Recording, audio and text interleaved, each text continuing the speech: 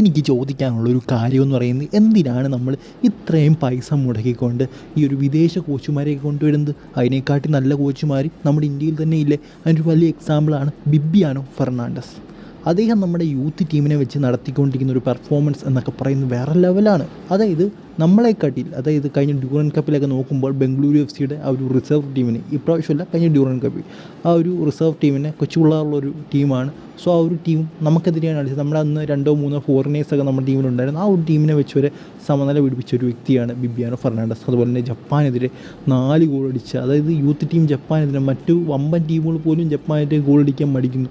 So അവിടെ 4 ഗോളുകൾ അടിച്ചു നമ്മുടെ ഒരു യൂത്ത് ടീം, കൊറോസിങ്ങൊക്കെ അടങ്ങി.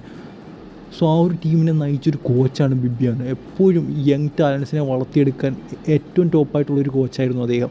അദ്ദേഹം ഉള്ള സീസണിലൊക്കെ, അല്ലെങ്കിൽ അദ്ദേഹം പരിശീലിപ്പിച്ച സീസണിലൊക്കെ നമ്മുടെ യൂത്ത് ടീമിൻ്റെ പെർഫോമൻസ് നോക്കുക, ഈ ഒരു വർഷത്തെ നമ്മുടെ യൂത്ത് ടീമിൻ്റെ പെർഫോമൻസ് നോക്കുക, ഭയങ്കര താഴോട്ടാണ് വന്നത്. സോ അങ്ങനത്തെ ഒരു മികച്ച കോച്ചാണ്. അതായത് കൊച്ചു പിള്ളേരെ വെച്ച് വരെ ആ ഒരു ടൈപ്പ് ഓഫ് ലെവലിൽ അദ്ദേഹത്തിന് കളിപ്പിക്കാൻ പറ്റുമെങ്കിൽ, പിന്നെ ഈ ഒരു ടീമിനെ, കേരള ബ്ലാസ്റ്റേഴ്സ് പോലൊരു ടീമിനെയൊക്കെ കൊടുത്തു കഴിഞ്ഞാൽ ഏത് തരത്തിലായിരിക്കും ബിബിയാനോ പെർഫോം ചെയ്യിപ്പിക്കുന്നത്?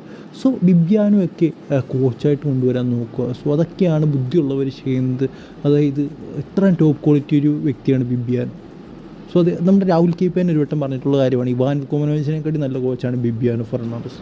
അതിനോട് ചോദിച്ചൊരു ചോദ്യമാണ്, ബിബിയാനോ ആണോ ഇവാൻ വുക്കോമനോവിച്ചാണോ? അപ്പം രാഹുൽ പറഞ്ഞു ബിബിയാനോ എന്ന്. സോ അതാണ് ബിബിയാനോയുടെ ഒരു ടാലൻ്റ് എന്ന് പറയുന്നത്. പെട്ടെന്ന് കണ്ടുപിടിക്കണം. സോ ഒരു അസിസ്റ്റൻറ്റ് കോച്ചായിട്ടൊന്നും അല്ല ഒരിക്കലും ബിബിയാനെ കൊണ്ടുപോയത്. അദ്ദേഹം ഒരു ഹെഡ് കോച്ച് ക്വാളിറ്റിയുള്ളൊരു കോച്ചാണ്. സോ ഏത് ടീമും, അത് ഏത് ISL ടീമിനും ഒരു ഹെഡ് കോച്ച് ലെവലിൽ വെക്കാൻ പറ്റുന്നൊരു കോച്ചാണ്. വേണമെങ്കിൽ ഈ ഒരു സമയത്ത് ബിബിയാനെ കോച്ചാക്കി കഴിഞ്ഞാൽ വളരെ നന്നായിരിക്കും എന്നാണ് എനിക്ക് തോന്നുന്നത്.